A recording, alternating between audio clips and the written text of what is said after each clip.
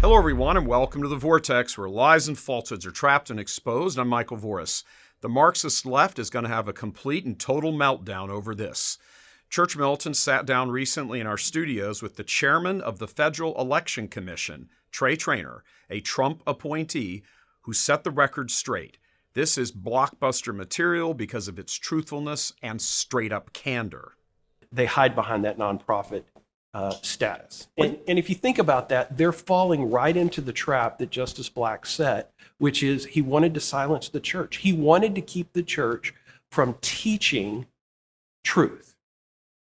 And the bishops are falling right in line with saying, we're not going to allow the truth outside the doors of this parish.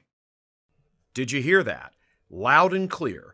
The chairman of the Federal Election Commission is calling out the U.S. hierarchy for what amounts to deception. The motive? To look at the amount of money that the church receives from the government for social services, I would say that they have a big fear of maybe provoking the government into pulling money away from activities that the church are involved in. I think it all ultimately comes down to that.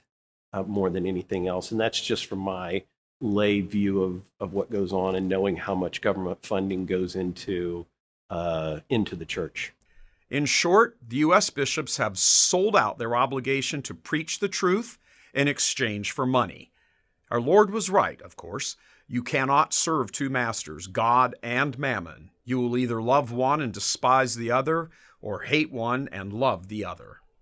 It's almost a payoff to the churches is, well, we're going to give you this tax status where you don't have to pay taxes. Just please don't talk about anything political. And the bishops have bought into that hook, line, and sinker, and they're no longer participating. Chairman Traynor says the current practice of bishops silencing priests who call out Biden's evil, like Father Altman, and pretending it's about their nonprofit status is simply a red herring. In May 2017, shortly after assuming office, Trump signed this executive order telling the IRS to stand down and not go after any churches or religious organizations that engage in political speech, as well as endorsements of individual candidates. The president's reasoning is, why should someone who speaks from a religious point of view have to be muzzled? A favorite hobby of the left, as we've seen for the past few months, when it suits them, that is. Especially with this executive order that President Trump signed, the churches can absolutely engage in that activity now. Clearly, which means the bishops can come out and say, this guy's not a guy to vote for. Absolutely. The bishops are using their nonprofit status as a shield to hide behind from having to make a decision about who to support, and to come out publicly and put meat on the bones of, they say we should have an informed conscience when we go vote, but they never really take that next step and say, here's who meets the criteria. Once you've formed your conscience, right, and you know what the position of the church is on the issues, here are the candidates that really meet those guidelines.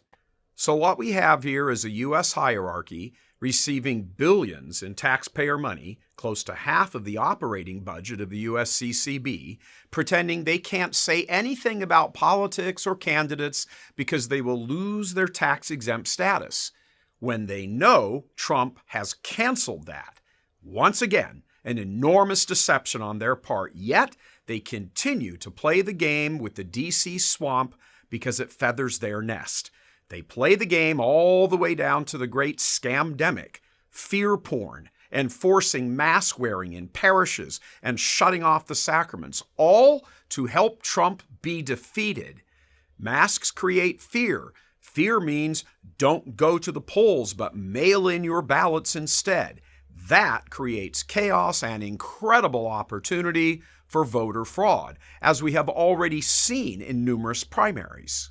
The whole process itself is a manipulation of laws that already exist. Mm-hmm. And I think an opportune use of a pandemic to scare people into using ballot by mail as a way to vote. And there's a clear difference between absentee voting, where people are legitimately going to be gone. They need to get a ballot in the mail to be able to vote, to have their vote count. We've done that for hundreds. I mean, we've done it. You know, in World War II, all of the troops overseas voted by mail. Sure. So I mean, we've had ballot by mail for a long time.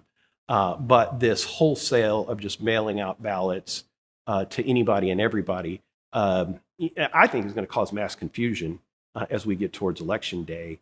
Each election cycle, the bishops put out or renew the previous voter's guide, a load of hogwash that doesn't say anything. Despite being called faithful citizenship, it encourages neither faith nor citizenship.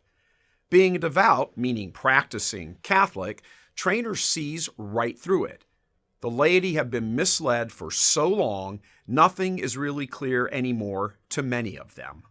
The bishops have led them down that path by not engaging in the past in properly forming their consciences to be good citizens. And I think that's one of our obligations as Catholics, is to be good citizens. And I think that's just something that's been completely neglected by the hierarchy of the church. That these comments would come from such a highly placed official who is also a practicing Catholic demands a response from the U.S. bishops.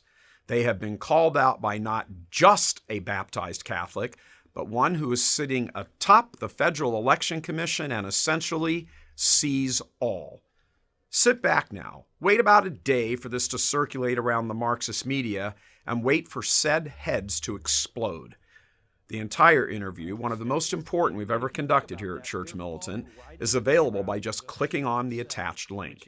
We cannot recommend it in any stronger terms that you watch this. It's important to know, and more important, to spread the word. The bishop's lies and deception must be exposed. Faithful priests preaching the truth must be protected, and the laity must be empowered. This evil rot has got to be ripped out of the church. As St. Paul said, the love of money is the root of all evil. God love you. I'm Michael Voris.